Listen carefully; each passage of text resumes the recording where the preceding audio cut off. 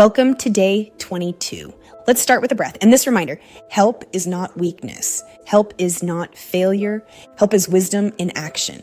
Today, we talk about how to ask for help. With kindness, clarity, and strength, you don't have to pretend you're fine. You don't have to carry this alone. And asking for help is not a burden to others. It's an invitation into communion where healing begins. Today's virtue is faith, and our saint is Saint Clare of Assisi. Clare once wrote, "Love God, serve God, everything is in that." When you feel like you're falling apart, remember that simplicity.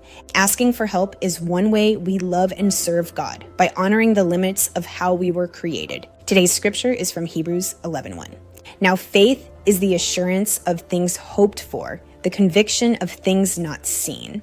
Faith is believing help is available, even if it hasn't shown up yet. It's believing you're worthy of love, even when shame tells you you're not.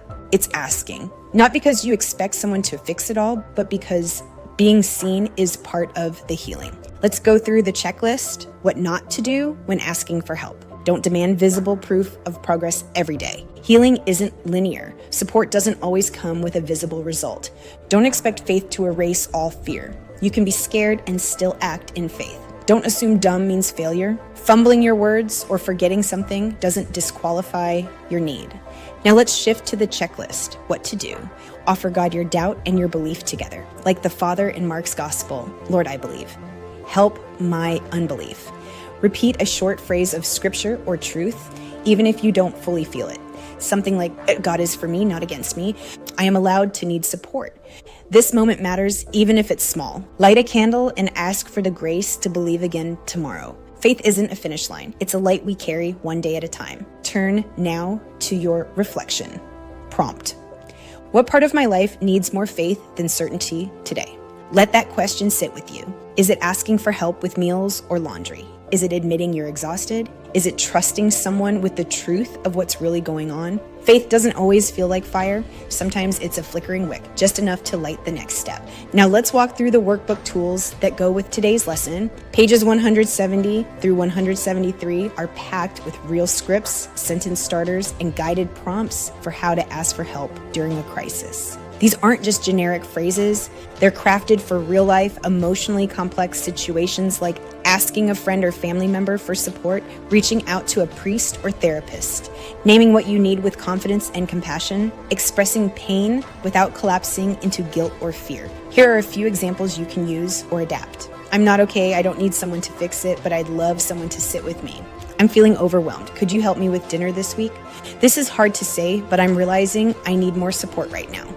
You'll also find practice pages that guide you through identifying your need, naming the barrier to asking, and choosing language that reflects both truth and grace.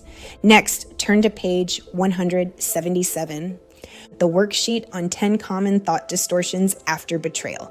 This is where the real mental rewiring happens. After betrayal, your brain scrambles to make sense of things. Sometimes it invents harsh conclusions to feel in control. This worksheet helps you challenge distorted thoughts like, I should be able to do this alone. If I ask for help, I'll be a burden. Other people have it worse, so I should stay quiet.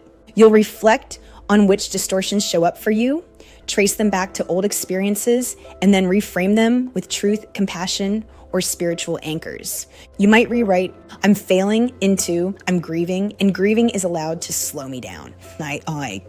This is deep healing work. Take your time, repeat often. The goal isn't perfection, it's freedom.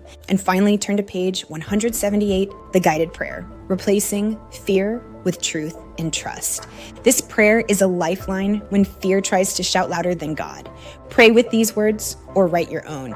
Jesus, I've been afraid of getting it wrong. I've feared that you are watching me more as a judge than as a father. But I want to believe something deeper, that you are for me, not against me, that you know my heart, that you are not tricking me or hiding from me. Replace my fear with truth.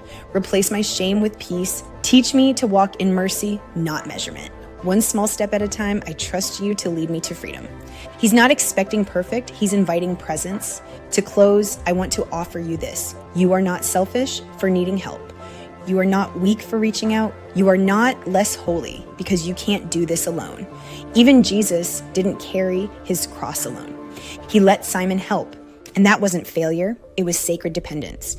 You too are allowed to lean on others. You two are allowed to cry out, ask, receive, and rest. So today, fill in your top 3 priorities, name 3 things you're grateful for, and then ask yourself honestly, who can I reach out to for one small thing? Just one. You're not alone, and you are deeply, beautifully worthy of support.